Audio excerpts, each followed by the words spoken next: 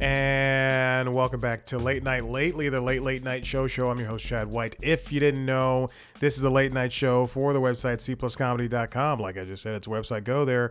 This is episode 85. What I'm about to tell you are a bunch of jokes colloquially known as the monologue. Let's get into it. President Donald Trump reposted a grainy black and white photo of himself on the White House roof with the caption, "Soon," to which I say, do it. Please end our suffering. During a meeting with the heads of major oil companies, Trump stood up to look outside of the window and admire the White House ballroom construction. He was then caught on mic muttering to himself, "It's not fair. The other kids get to go outside. I'm stuck in here doing stupid president stuff." It's pretty good. My impression is getting way worse. Trump says civil rights resulted in white people being treated very badly. To make matters worse, he said it to his one black friend.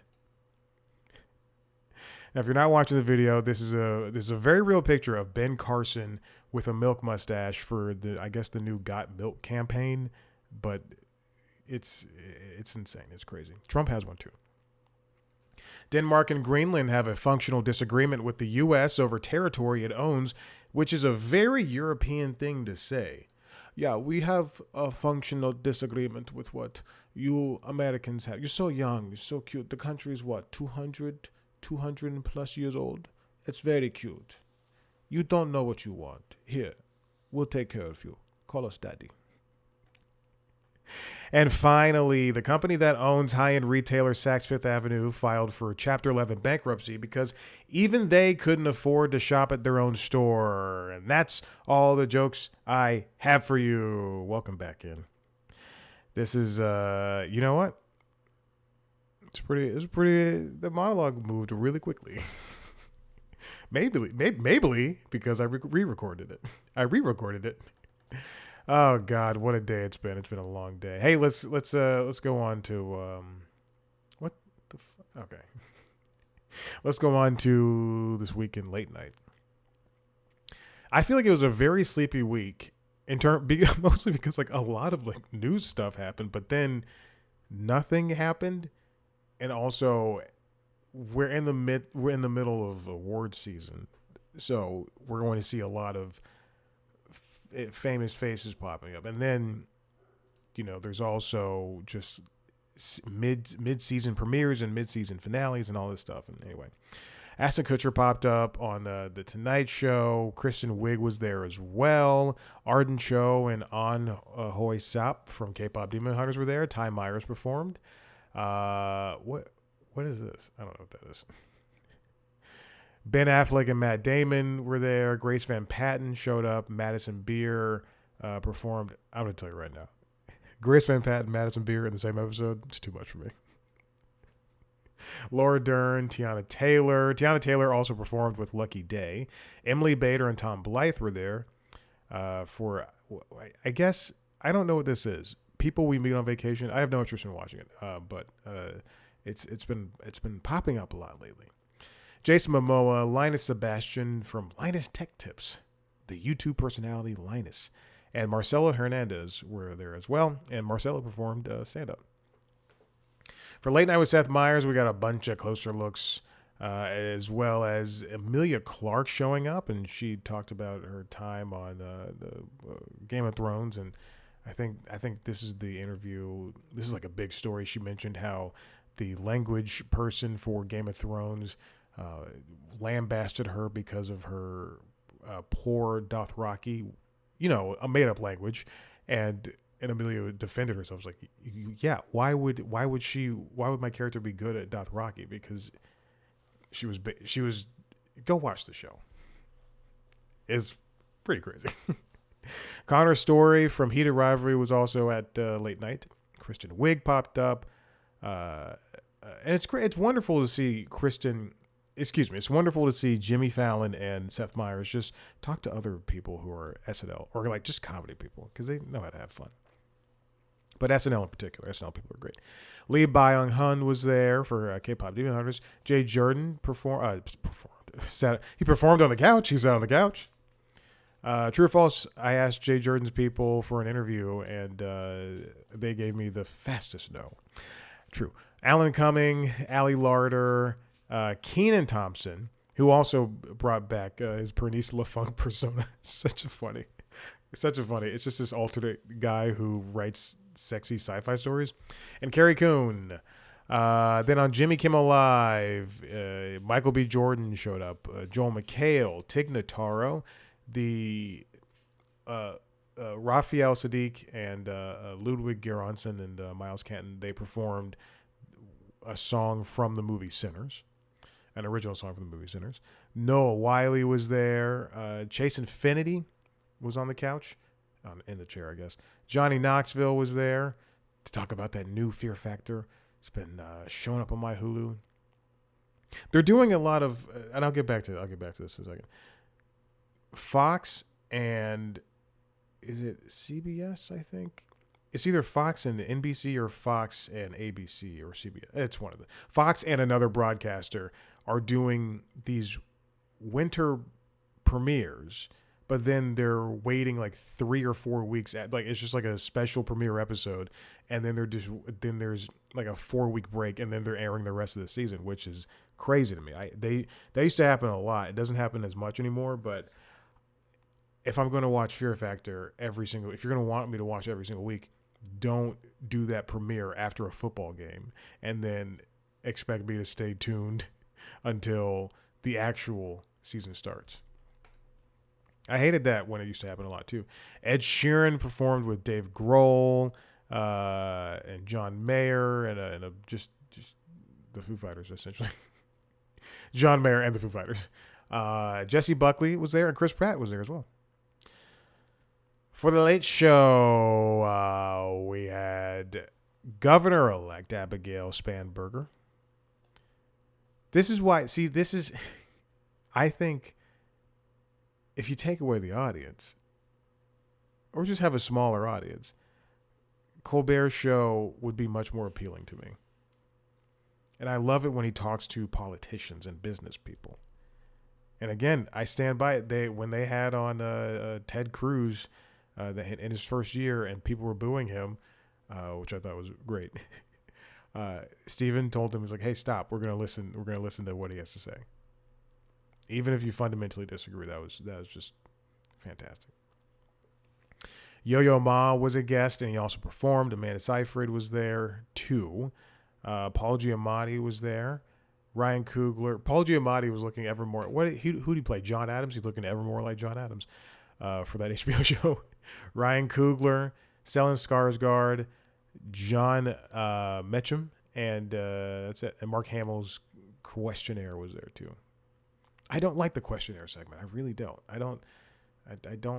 It works for them, but it's something that I just never got it. I never will. Jon Stewart was back on Monday. I wonder if he'll be working on Martin Luther King Jr. Day. Knowing his history with black people, probably not. One black person. I know. And the rest of the week, Jordan Klepper hosted. He spoke to, Jon Stewart spoke to Jen and Yoons. And then Klepper spoke to Joachim Trier, Langhorne Slim, not any regular names, and Wagner Moore. And we also had appearances by Michael Costa, I believe. Yeah, Michael Costa, Charlemagne the God, the seat sniffer. And he also, I didn't know this, he has a podcast with Andrew Schulz. Like, my like of Charlemagne the God over the years has just like gone way down. And Grace Kludenschmidt. All right, and that's all the week. That's all that happened this week in Late Night. Now, let's go on to this story. This comes from Late Nighter, written by Nick Ricardo. John Oliver revisits last week tonight's early attempt at guess. It was that bad. John Oliver made the rounds this week doing interviews. I think he did multiple, but this one is in particular referencing the What Now with Trevor Noah podcast interview. If Trevor just wanted to talk to people, he could have just done that on The Daily Show instead of quitting and upending a lot of people's jobs. One job in particular, Roy Wood Jr. But now Roy's doing his own thing. with CNN. Yeah, if you don't know, Last Week Tonight had guest spots in its early seasons, and I want to say like the first couple of seasons, and it kind of brought the show to a halt. I want to look. I wonder if they're on YouTube because that would make more sense. That would make a lot of sense. But they were fascinating because it for as good of a comedian John Oliver is, he is not an interviewer. Oh, there's Josh Gondelman. If you press oldest, I've interviewed Josh Gondelman multiple times. If you press oldest on Last Week Tonight's videos, you can see it. But yeah, his first, I believe, episode interview was with General Keith Alexander, and what they tried to do was ape what the Daily Show, what he did on the Daily Show, what was previously done, which is fine because there was no template for this show. And then as the show grew on, I'm so tired. As the show grew, the only answer was to shift into those long form stories, to cover some topics up top, and then to have a mainline topic at the bottom of the last 2/3 of the episode. And there were a lot of on the road stuff too, which again didn't make sense. They were trying to make it more like the Daily Show, what it was accustomed to.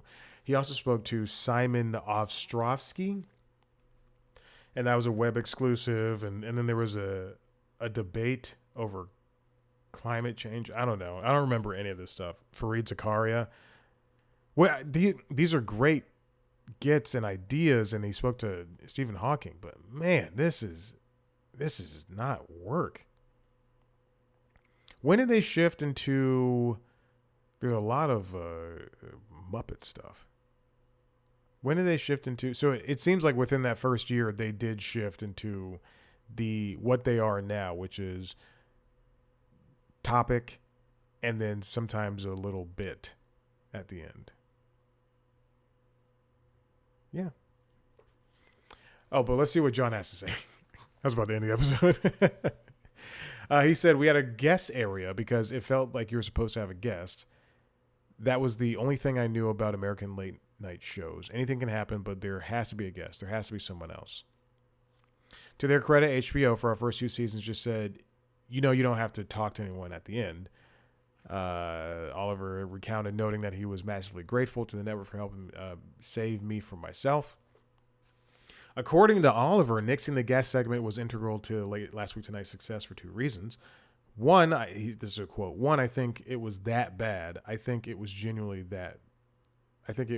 was that bad. And 2, that changed everything for me. I can have that 6 minutes and we can make the story longer. Yes, 2 obvious things. Though the host gladly agreed to lean away from having guests, interviews weren't completely out of the equation when Last Week Tonight began. The guest area remained a part of the show for the show's launch, right? With Oliver using it on rare occasions during the first 2 seasons. That is something. Now that he mentions it, it's something I didn't notice. That is something that is a part of American talk shows, chat shows, where there seemingly has to be some type of guest, and I don't think so. For late night, for broadcasting, you might have heard the oven going off. For traditional broadcasting late night, sure, if we did a whole Tonight Show or late night or Jimmy Kimmel Live without a guest, that would be very tiring, not just for the audience, but for the host and for the writers and the producers, just to fill 42 minutes. Because a monologue, for Kimmel's monologue, let's pretend the highest end takes 16 minutes. For and then you have to do 28 more minutes. I don't know how to do math. For imagine doing, I'm sure people would love to have a closer look. There have been a closer look primetime episodes for 30 minutes, but I'm sure people would love to have monologue, then a closer look, and then that be the show. But that's just not viable for, at least on broadcast. But it's just not a viable thing for that show every single day to be a long form monologue. That's what this shit is, and it's not good. Would you really want to see Fallon playing games for 42 minutes? Do a monologue for 8 minutes and then just do 42 minutes of playing games and then maybe music? Continuing on, Oliver continues. Oliver continues. That was one part of the job I could never do, was talk to someone I had no interest in whatsoever. It was the actors was the problem for me. Oh man, that was tough. I'd run out of things so quickly. I'd look over to the floor manager and say, as if to say, are we good? And he said, you've been going 1 minute, 60 human seconds. And I was all out of questions. The show was expected, last week tonight expected to come back in February. Yeah, it's tough. It's tough asking questions, especially when you're not interested, which is, when I talk to celebrities and comedians, I try to only talk to people I know. And if I don't know them, I'll do a little bit of searching on them, and if I like them, then I'll talk to them, and if not, then you'll never know who I said no to. I'm in a position to say no, but yes, not every show needs to have some type of discussion element. I always think back to Talk Show the Game Show. Talk Show the Game Show was such a fun show, and it was just three celebrity guests. And Guy Branum playing a game show element. And that's what